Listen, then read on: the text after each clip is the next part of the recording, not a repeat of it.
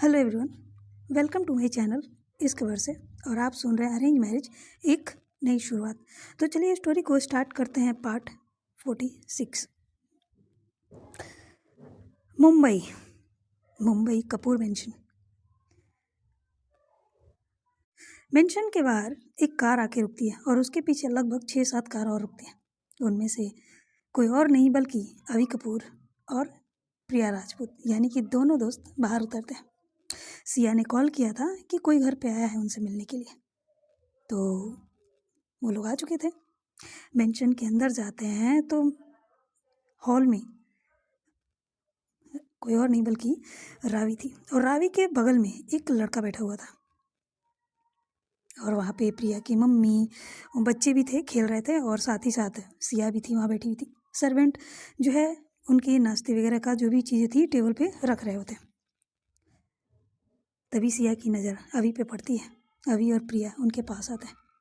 सिया खड़ी होती है चेयर से और उनके पास जाके खड़ी हो जाती है। रावी जब देखती है उसकी बहन आ चुकी है तो वो भी खड़ी होती है और जाकर दीदू के पास कहती है, दी तुम आ गई? हाँ दी, मैं जस्ट अभी थोड़ी देर पहले ही आई हूँ। कैसी हो? दी मैं ठीक हूँ, आप ठीक हो? वो गले लग जाती है अभी के। अभी भी उसको हक बक करती है और कहती है हाँ मैं ठीक हूँ। कैसी रही सेमिनार? दी बहुत बहुत बहुत ज़्यादा अच्छी रही। Very good. और हाँ दी, मुझे ना प्रमोशन भी मिलने वाले हैं। ये तो अच्छी बात है। ओके, और ये कौन है? तभी रावी का ध्यान जाता है उस लड़के की तरफ, इशारा करती हुए कहती, दी ये वही है जिसके बारे में मैंने आपको पहले बताया था ना। अभी थोड़ी सी कंफ्यूज हो जाती है और कहती है कौन? दी वो जिससे मैं प्यार करती हूँ। ये सुनते ही अभी उस लड़के को बहुत गौर से देखने लगती है। वो लड़का जिसका चेहरा दूसरी तरफ था, वो लड़का भी खड़ा होता है। आपने जो ब्लेजर पहन रखा था उसको ठीक करते हुए पीछे पलटता है, और जैसे ही वो पीछे पलटता है अभी की नज़रें उस पर टिक सी जाती है। वो लड़का लगभग 26-27 साल की एज में लग रहा था। वो अभी को देखता है, सामने आता है और अपना हाथ आगे बढ़ाता है। Hello ma'am. अभी कभी उसके हाथों को देखती, कभी उसके चेहरे को देखती। इसी तरह करीबन कुछ सेकंड निकल जाता है। वो लड़का थोड़ा सा ऑकवर्ड हो जाता है। वो अपने हाथ को पीछे खींचने ही वाला होता है कि तभी अभी अपना हाथ आगे ले जाती है और ले जाकर उसके हाथों पे रखती है, और इतनी मजबूती से हाथ मिलाती है कि उस लड़के के हाथों में दर्द होने लगता है। वो लड़का अभी को बड़ी गौर से देखने लगता है कि क्या हुआ मैम?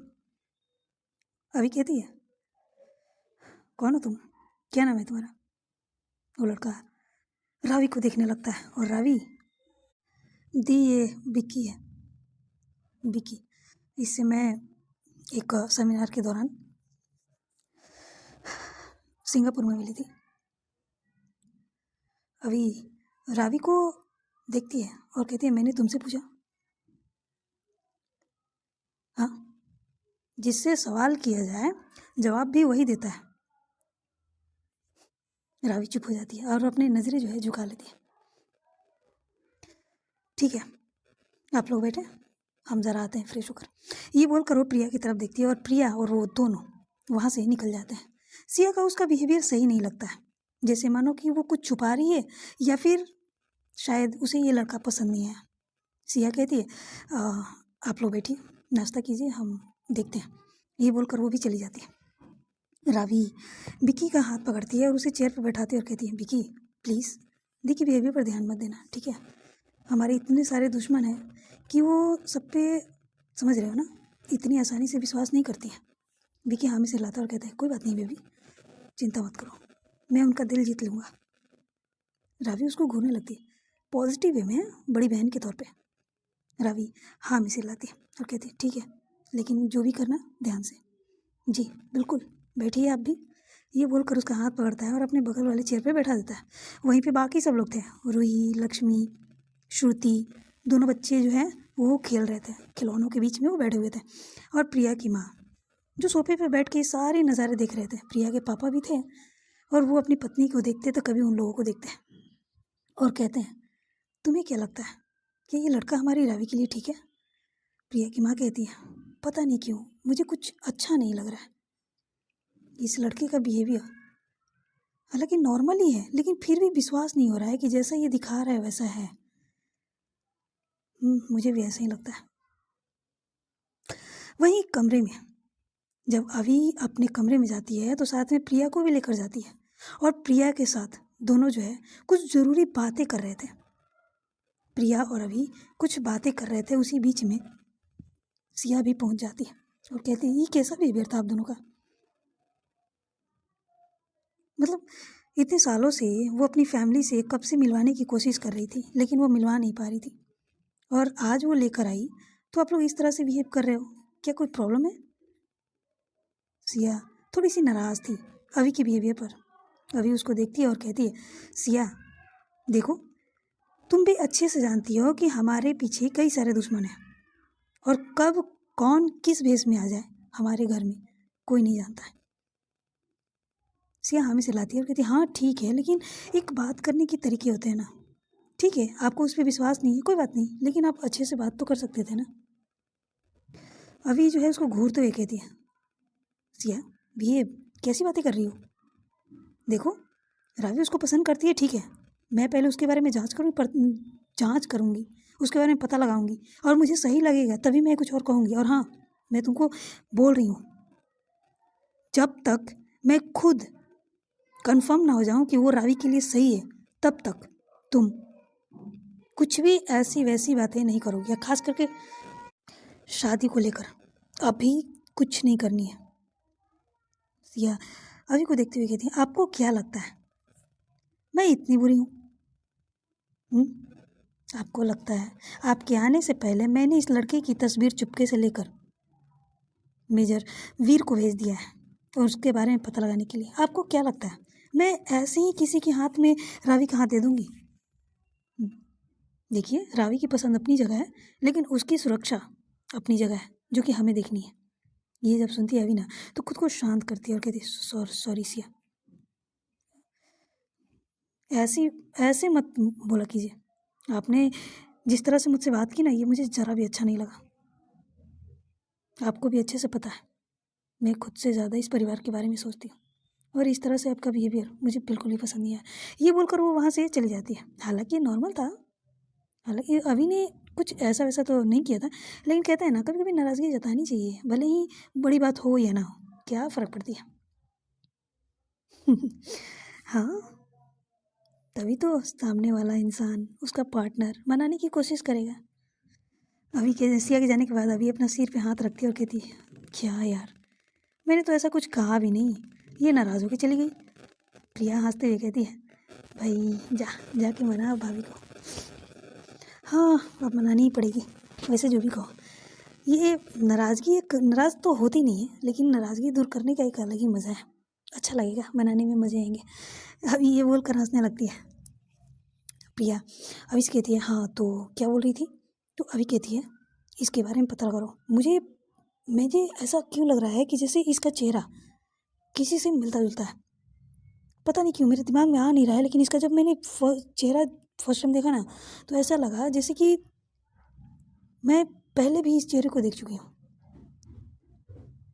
लेकिन समझ में नहीं आ रहा है कि ये उस जैसा इंसान है या फिर कोई और।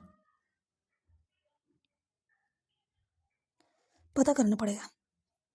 और एक बात का और ध्यान रखना, ये रावी से दूर ही रहे, समझ रही हो ना? प्रिया जो है हामी सिर लाती और कहती, तुम चिंता मत करो, हम देख लेंगे। रावी को अगर ये लड़का पसंद है और सही इंसान है तो ठीक है, और नहीं है तो उसे दूर करना ही होगा किसी भी हाल में। और वैसे भी हमारी फैमिली में घुसने की कोशिश की जा रही है, कहीं ये उन लोगों में से एक तो नहीं। अभी के दिमाग में सबसे पहले यही आया था, क्योंकि कुछ दिन पहले ही उसको खबर लग चुकी थी कि कोई है जो कपूर फैमिली के पीछे लग चुका है। प्रिया और अभी कुछ देर और बातें करते हैं, कुछ प्लानिंग वगैरह करते हैं। उसके बाद प्रिया उसको कहती है, रिलैक्स यार, कुछ नहीं होगा, ठीक है, हम हैं ना, और जब तक हम हैं तो हमारी फैमिली को क्या हो सकती है। तुम शांत रहो, और मैं चलती हूँ, मुझे भी फ्रेश होनी है और थोड़ी सी भूख भी लग रही है। अभी कहती है, ठीक है, जाओ मैं भी आती हूँ। ये बोलकर वो प्रिया जो है अपने कमरे में चली जाती है। इधर अभी भी फ्रेश होने के लिए चली जाती है, लेकिन उसके दिमाग में उस लड़के का चेहरा बार बार घूम रहा था, जैसे मानो कि ये चेहरा किसी से मिलता जुलता है, लेकिन अभी कोई याद नहीं आ रही है कि ये कौन हो सकता है। वहीं दूसरी तरफ अनिका और अवनी उठ चुके थे, फ्रेश वगैरह होकर नाश्ते के लिए निकल चुके थे, जिसके साथ ये जिया और मौली भी थे।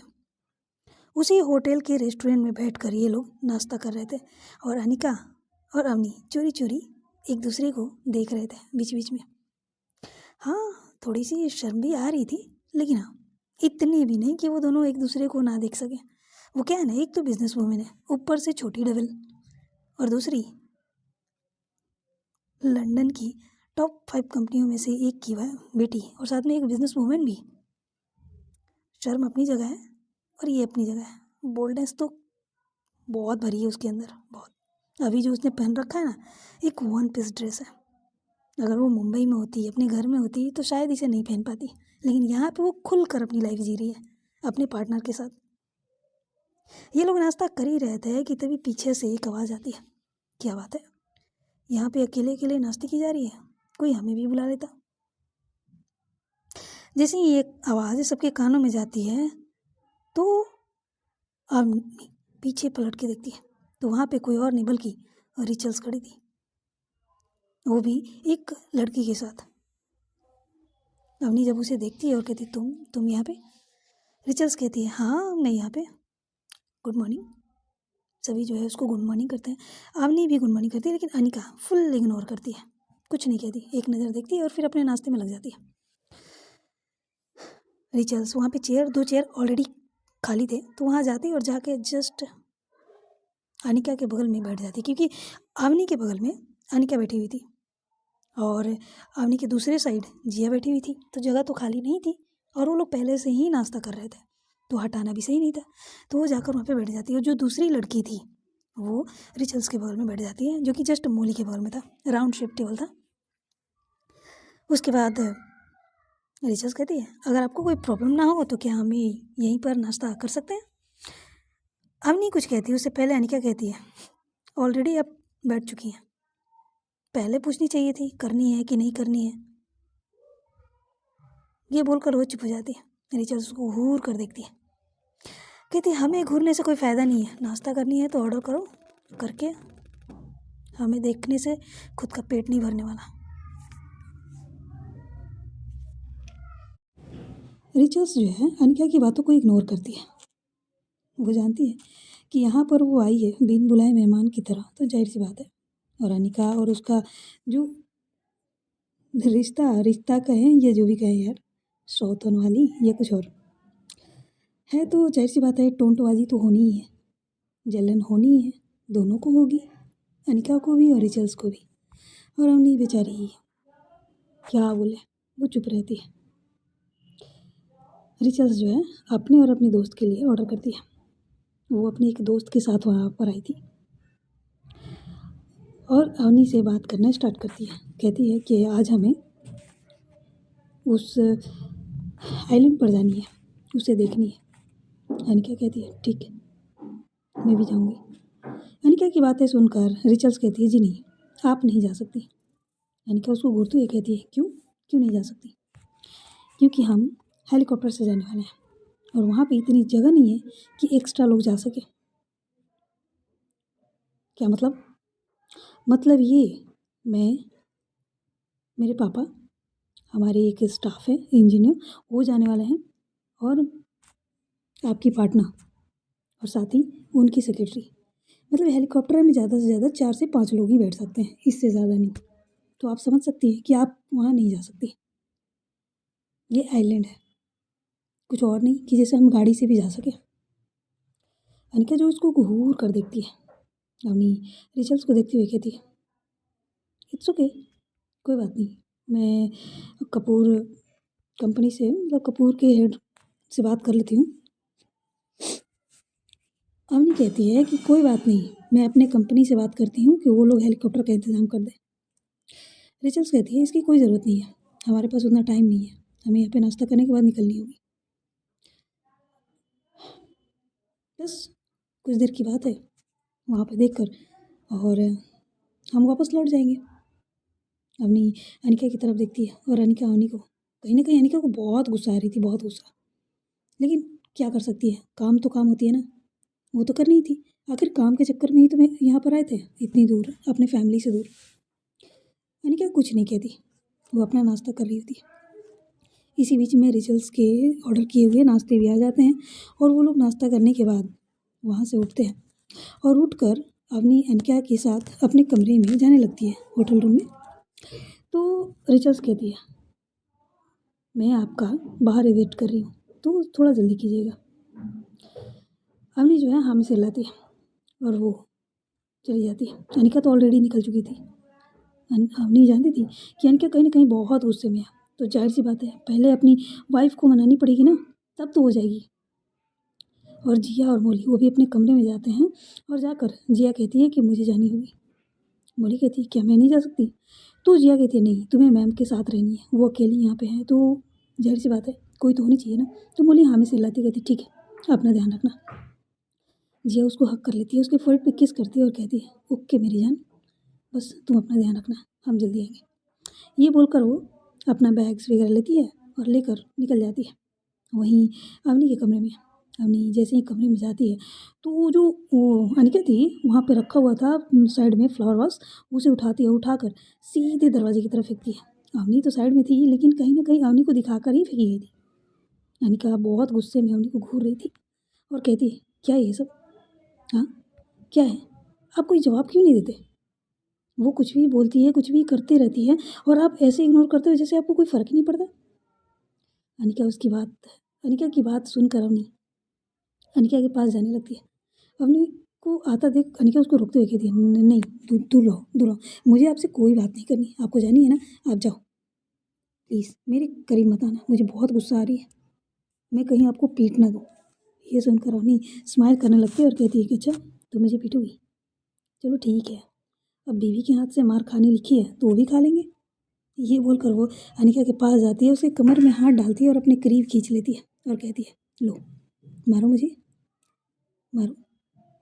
एक बात बताओ, इसमें मेरी क्या गलती है? हुँ? क्या गलती है मेरी? अगर कोई किसी को पसंद करता है तो उसे हम तो रोक नहीं सकते ना। लेकिन तुम तो जानती हो ना, मेरे दिल दिमाग में सिर्फ एक ही इंसान राज करता है, वो आज से नहीं, 4 महीने से, बताया था ना, सिर्फ तुम, मेरी वाइफ, मेरी बीवी, मेरी क्यूट सी वाइफ। उसके चिन पर हाथ रखती है, मतलब उंगलियों से, और रखते हुए कहती है बस तुम राज करती हो और मुझ पे विश्वास रखो। ये अवनी अवनी कपूर खानदान की छोटी बेटी वादा करती है कि जिएगी भी तो इस लड़की के नाम से और मरेगी भी तो इसी लड़की के नाम से। कपूर फैमिली की ये छोटी बेटी बस मिसेस अनिका अवनी कपूर के नाम से ही मरना पसंद करेगी। ना ही कल कोई था मेरी लाइफ में और ना ही आने वाले कल में कोई होगा सिवाय तुम्हारे। आज भी तुम, कल भी तुम। ये बोलकर उसके फोrehead पे किस कर लेती है और कहती है तुम चिंता मत करो, अब तक जो उसने किया सो किया, लेकिन आगे से वो मेरे आस पास भी नहीं आ पाएगी। मुझे टच करना तो बहुत दूर की बात है, अपना ध्यान रखना, मैं जल्दी वापस आ जाऊँगी। ये बोलकर वो उसके कमर को छोड़ देती है। वहाँ से जाती उससे पहले अनिका उसके शर्ट के कॉलर को अपने हाथों से पकड़ती है और पकड़कर अपने करीब खींचती है और कहती है मेरा विश्वास मत तोड़ना, मैंने खुद को बहुत मुश्किल से समझाया है और इस रिश्ते को निभाने की पूरी कोशिश कर रही हूँ, मेरा दिल मत तोड़ना। अवनी हाँ चिल्लाती है और कहती है कभी नहीं। ये बोलकर वो उसको हक कर लेती है। अनिका भी उसके सीने से लगी हुई थी, तभी उसके दिमाग में कुछ आता है और उसके चेहरे पर स्माइल आ जाती है। वो अपना सिर उठाती है और कहती है मैं सोच रही हूँ क्यों ना, मैं तो नहीं जा सकती पर मेरी निशानियाँ तो जा सकती है ना। अवनी थोड़ी कंफ्यूज हो जाती है और कहती है क्या मतलब, कौन सी निशानी? अनिका उसको देख कर स्माइल पास करती है और उसके कॉलर को पकड़ते हुए उसको बेड पे बैठा देती है। और जैसे ही अवनी बेड पे बैठती है वो तुरंत उसके लैब में बैठ जाती है और बैठते हुए उसके गले में एक हाथ डालती है, उसके कॉलर में एक हाथ रखती है और अपना सिर उसके गले तक लेकर जाती है। जैसे ही ये करती है ना तो अवनी समझ जाती है कि उसकी बीवी उसकी ये नोटी नोटी हरकतें जो कर रही है ना वो उसके चेहरे पर भी स्माइल आ जाती है। वो कुछ नहीं कहती, वो बस इंतज़ार कर रही थी कि कब उसकी वाइफ की तरफ से वो प्यार की निशानियाँ, पहली निशानी मिलेगी। तभी उसके चेहरे पे हल्के से दर्द की लकीरें आ जाती हैं क्योंकि अनिका ने उसके गले पर काफ़ी ज़ोरदार वाइट किया था। लेकिन फिर भी उसके चेहरे पर स्माइल बनी हुई थी। हाँ, दर्द तो दिख रही थी लेकिन स्माइल भी साथ में थी। बाइट तो किया, कुछ सेकंड उसे शक भी किया और शक करने की वजह से वहाँ पे बाइट के निशान तो थे ही साथ वो रेड भी पड़ चुके थे। उसके बाद उसे छोड़ देती है और कहती है ये रही।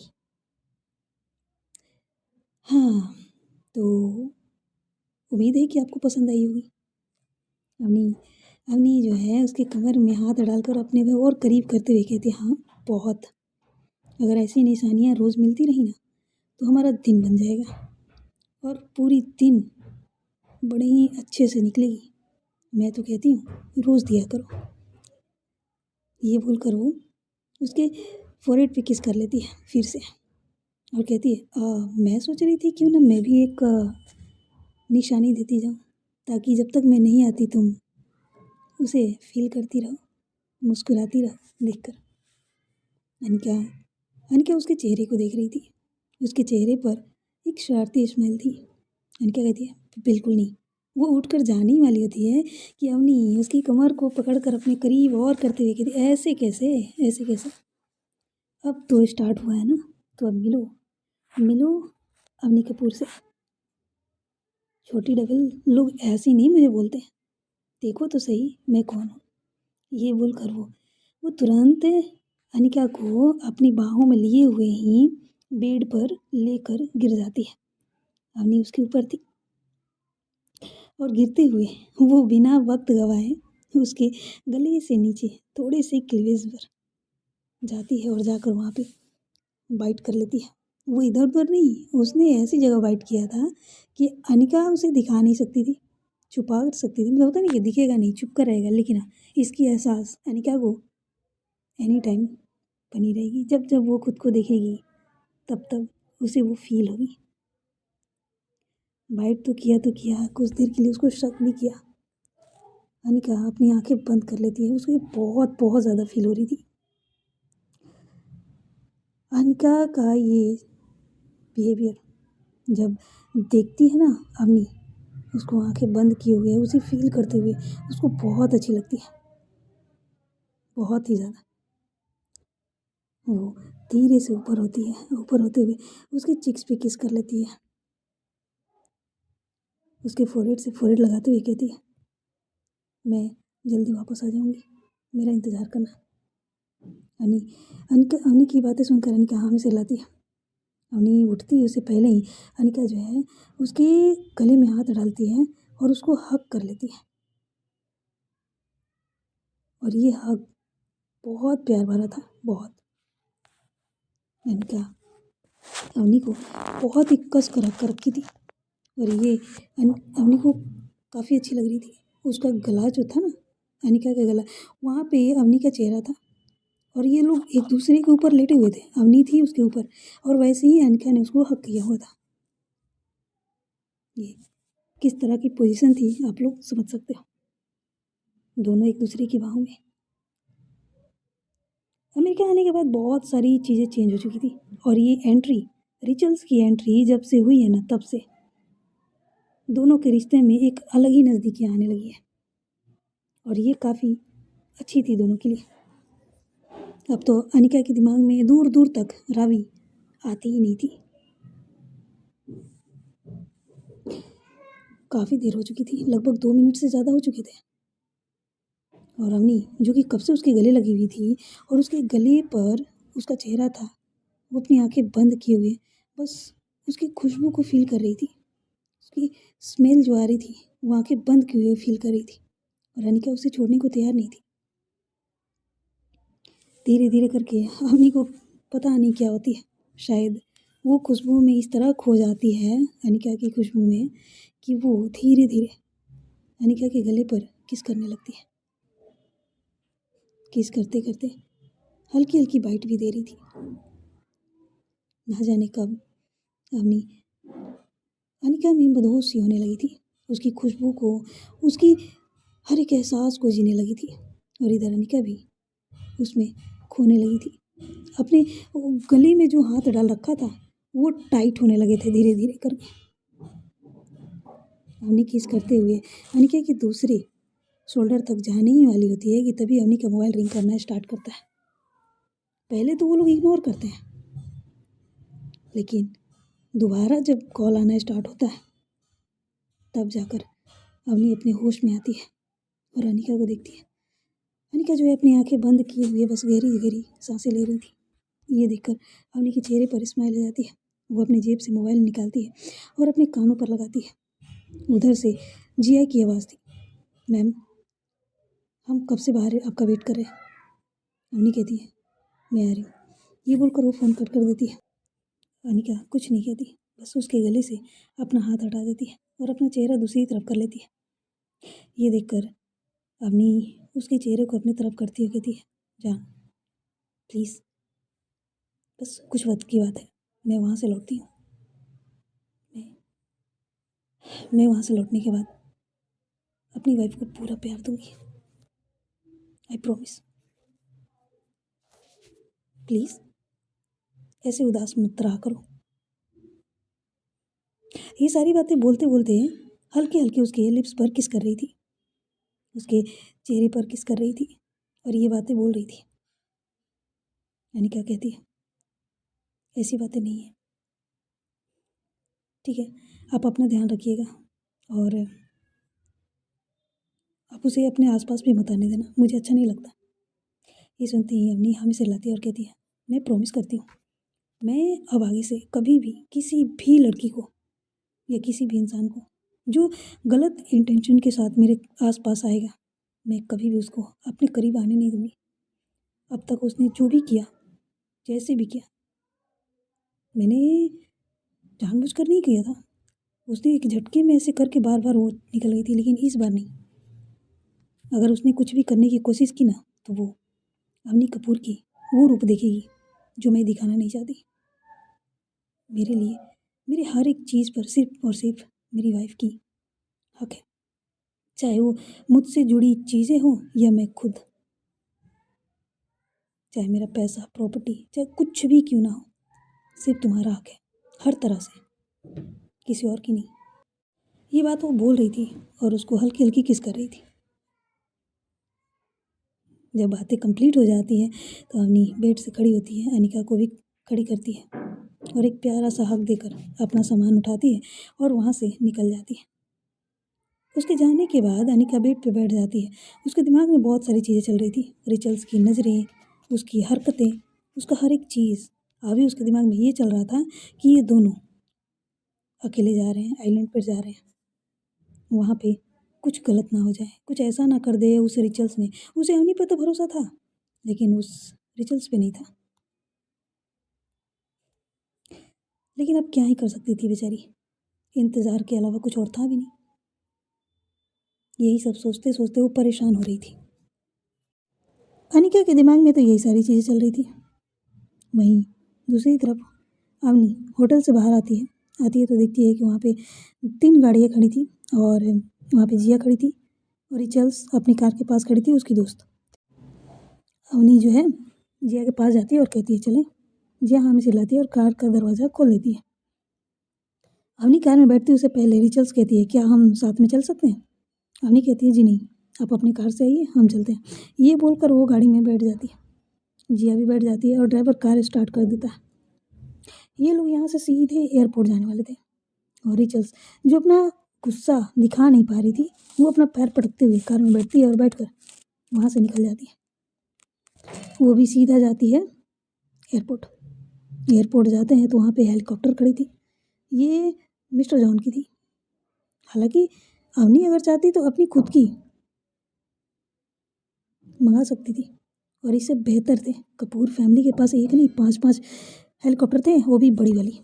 लेकिन वो अब यहाँ पे अपनी आइडेंटिटी को छुपा कर आई हुई थी, तो मंगा नहीं सकती थी। वहाँ जाती है तो मिस्टर जॉन पहले से ही इंतज़ार कर रहे थे। वो अपना सामान जो भी था, बैग वगैरह लेकर, सभी जो है एक दूसरे से मिलने के बाद जाकर हेलीकॉप्टर में बैठ जाते हैं और हेलीकॉप्टर उड़ान भरती है। ये लोग उस आइलैंड के लिए निकल जाते हैं जिसकी डेवलपमेंट के लिए बातें हो रही थी।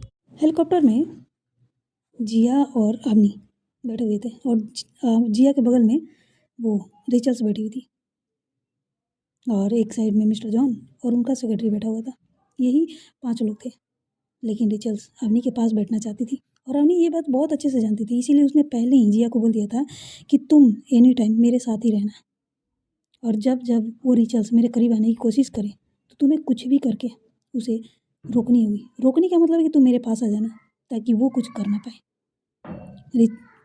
अवनी की बातें सुनकर जिया हामी से लाती है और कहती है, जी बिल्कुल, आप चिंता मत कीजिए। और अभी भी यही हो रहा था, क्योंकि अवनी जैसे ही जाकर बैठी ना, रिचल्स जाने वाली थी अवनी के बगल में बैठने के लिए, लेकिन उससे पहले ही जिया जाकर बैठ जाती है। और ये बात रिचल्स को बिल्कुल ही पसंद नहीं आ रही थी। वो घूर घूर कर जिया को देख रही थी, और जिया उसको फुल इग्नोर कर रही थी, जैसे मानो कि कोई फ़र्क ही नहीं पड़ रहा हो। लेकिन अंदर ही अंदर वो बहुत हंस भी रही थी जिया। उसके चेहरे पर हल्की स्माइल एनी टाइम बनी हुई थी। और वहीं अवनी अवनी जो है अपने मोबाइल में बस कुछ देखने का नाटक कर रही थी। कान में ब्लूटूथ लगे हुए थे। वो पूरी तरह से रिचल्स को इग्नोर कर रही थी, और रिचल्स कभी अवनी को देखती, कभी जिया को देखती। जिया पर गुस्सा आ रही थी, अवनी पे प्यार आ रही थी। जब भी उसकी नज़रें अवनी पर जाती, उसकी आंखों में चमक आ जाती, लेकिन जब जिया को देखती ना, तो उसकी आंखों में गुस्सा आ जाता। मिस्टर जॉन अपने सेक्रेटरी से बातें कर रहे थे। वो अपने लैपटॉप में कुछ चीज़ें देख रहे थे। इसी तरह करीबन यहाँ पे 3 घंटे उड़ान भरने के बाद फाइनली वो लोग उस आइलैंड पर पहुँच जाते हैं। आइलैंड ऊपर से बहुत खूबसूरत दिख रहा था, लेकिन जैसे जैसे हेलीकॉप्टर नीचे जा रही थी, तो वहाँ पे समुद्र के किनारे के साथ साथ जंगल ही जंगल नज़र आ रहे थे। मतलब इसी को तो डेवलप करनी थी ना। सारे जंगल को साफ़ करने के बाद उसमें जानवर वगैरह भी थे, तो उनके भी रहने का इंतज़ाम करनी थी। वो सारी चीज़ें करने के बाद ही वहाँ पे सब कुछ बनना स्टार्ट होता। इसी बात को देखने के लिए, इसी बात पे चर्चा करने के लिए वो लोग यहाँ पे आए हुए थे। वहीं दूसरी तरफ अनिका और मौली मन नहीं लग रहे थे अकेले होटल में रहने से, तो वो क्या करते हैं कि वो घूमने के लिए निकल जाते हैं। अनिका कहती है कि चलो हम लोग चलते हैं शॉपिंग करने। मौली कहती है पर मैं यहाँ पहली बार आई हूँ, मुझे नहीं पता। तो अनिका कहती है कि डोंट वरी, मैं पहले भी आ चुकी हूँ, मुझे यहाँ के हर एक चीज़ के बारे में पता है। हाँ, हर एक तो नहीं, लेकिन हाँ, मैं बहुत जगह पे यहाँ पे घूम चुकी हूँ, चलो मेरे साथ। दोनों रेडी होने के बाद होटल से बाहर आते हैं, और कंपनी की तरफ से अवनी ने पहले ही अनिका के लिए कार छोड़ कर गई थी, ताकि अगर कहीं जानी हो तो वो उस कार में बैठकर वो जा सके। और ऐसे ही होता है। दोनों जो है गाड़ी में बैठने के बाद निकल जाते हैं। अनिका कहती है मॉल चलें, तो मौली कहती है जैसी आपकी मर्ज़ी। वो लोग मॉल जाते हैं। मॉल जाने के बाद अनिका अपने पसंद से काफ़ी सारे कपड़े ट्राई करती है। 1 पीस, 2 पीस, मतलब अमेरिका के हिसाब से भी, लंदन के हिसाब जैसे वो पहनती थी मॉडल ड्रेस, उसी तरह की। इंडियन ड्रेस तो इंडिया में मिल ही जाती है, लेकिन अनिका इंडियन ड्रेस इंडिया में आने के बाद ही पहना था उसने, शादी के बाद खास करके, वरना उसे इस तरह की ड्रेसें ज़्यादा पसंद है। दोनों जो है मॉल में शॉपिंग कर रहे थे। शॉपिंग के दौरान वो ध्यान नहीं देते हैं कि कुछ लोग उनका पीछा कर रहे हैं। ये शायद वही लोग हो सकते हैं जिसे रिचल्स ने हायर किया था अनिका को किडनैप करने के लिए। कुछ भी हो सकता है। अनिका जब ड्रेस वगैरह ट्राई करती है, तो उन सब की नज़रें टिकी हुई थी। हर एक सेकंड, हर एक मिनट उन पर ही नज़रें गड़ी हुई थी, और ये दोनों बेखबर बिना किसी टेंशन के शॉपिंग किए जा रहे थे। अनिका ने मौली के लिए भी कुछ कपड़े खरीदे थे। मौली मना कर रही थी, क्योंकि वो इस तरह के कपड़े कभी पहना नहीं था। वो इंडियन थी और साथ में एक गांव से बिलोंग करती थी, और इसको साड़ियाँ, सूट वगैरह ये सारी चीज़ें पहन सकती थी, लेकिन वही 1 पीस, इस तरह की ड्रेस उसे पहनना ऐसा नहीं कि पसंद नहीं था, बस ये था कि उसे शर्म बहुत ज़्यादा आती थी। और ये चीज़ क्रिसमस पार्टी में अनिका ने देख लिया था, लेकिन फिर भी वो कहती है अच्छी लग रही है, पहनो तो सही, पहनोगी ना तो जिया खुश हो जाएगी। जिया का नाम आते ही जो है मोली शर्मा जाती है। दोनों कपल्स थे, मैरिड तो नहीं थे लेकिन हाँ रिलेशन में थे और एक साथ ही रहते थे। कुछ देर बाद शॉपिंग वगैरह हो जाती है, पेमेंट वगैरह करने के बाद ये लोग वहाँ से निकलने लगते हैं। और जैसे ही वो मॉल से बाहर निकलते हैं वैसे ही वो लोग भी जो इनके पीछे लगे हुए थे वो लोग भी बाहर आ जाते हैं। बाहर आने के बाद अनिका जो है कार कंपनी की कार में सामान रखती है और रखने के बाद मोली और वो दोनों बैठ जाते हैं। इस चीज़ का बिना ध्यान दिए कि जो ड्राइवर था वो अब चेंज हो चुका है। वो ड्राइवर जो पहले बैठा हुआ था वो ड्राइवर अब उस जगह पे नहीं था, मतलब उस कार में नहीं था। अनिका कहती है कि हमें इस जगह पे जानी है, मतलब जगह का नाम बताती है कि हमें यहाँ पे जानी है, चलो। वो ड्राइवर जो है हाँ में सिर लाता तो है, लेकिन वो उस जगह पे लेकर जाएगा कि कहीं और लेकर जाएगा ये तो वक्त बताएगा। सो गाइस, आज की ये एपिसोड कैसी लगी कमेंट में ज़रूर बताइएगा। स्टोरी पसंद आ रही है तो लाइक और शेयर भी कर दिया कीजिए और नए व्यूअर्स चैनल को सब्सक्राइब करके जाया कीजिए, ठीक है। मेहनत लगती है स्टोरी रिकॉर्ड करने में भी और लिखने में, बनाने में भी, तो आप लोग भी थोड़ी सी मेहनत कर लीजिए। आपके लिए तो ये मेहनत नहीं है, लेकिन आपका ये एक कदम हमारे लिए मोटिवेशन का काम करती है। बहुत खुशी होती है कि लोगों को हमारी स्टोरी पसंद आ रही है, और पसंद आ रही है तो रिएक्शन तो दीजिए ना।